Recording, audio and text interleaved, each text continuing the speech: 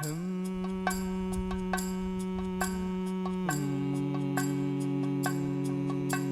hening fajar ku dengar suaramu, lembut berlagu doa nan syadu. Kasihmu ibu bagai cahaya menyinar hati, membasuh lara.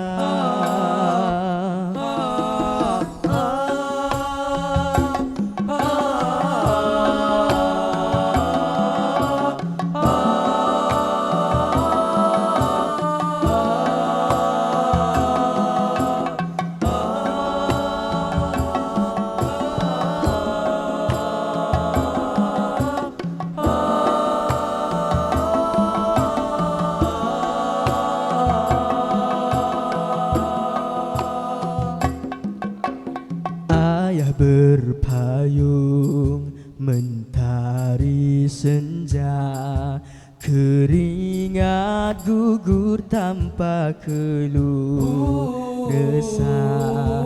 Tangannya kasar, jiwanya lunak, membalut cinta penuh berkat. Engkaulah titian ke surga, dalam redamu letak bahagia. Luruhnya rindu di pangkuanmu, setulus kasih tiada penghujung.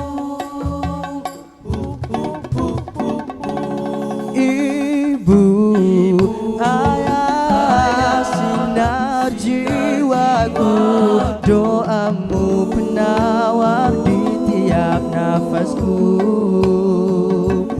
Biar usia merentas masa, kasihmu kekal tak lapuk di telan dunia.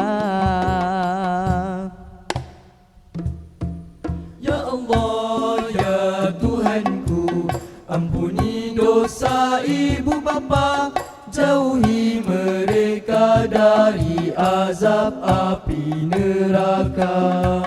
Ya Allah, ya Tuhanku, ampuni dosa ibu bapa, jauhi mereka dari azab api neraka.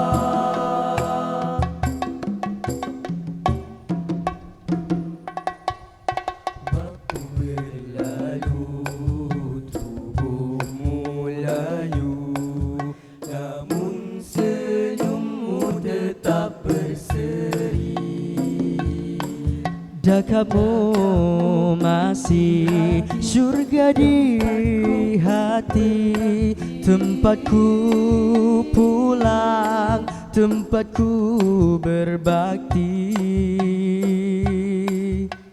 Sehalus sutera kasihmu membalut, seindah pelangi restumu bersinar. Hormatmu ku tanam di lubuk jiwa, moga di sana kita bersua.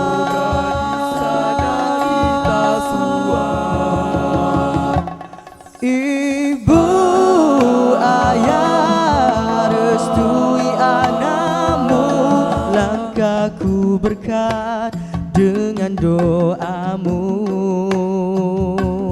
Moga esok di Taman Firdausi kita bersama kekal abadi.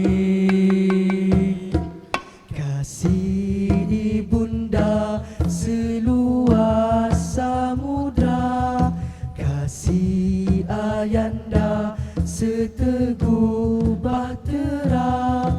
Doa mereka tiada taranya, mengiring langkah hingga ke syurga.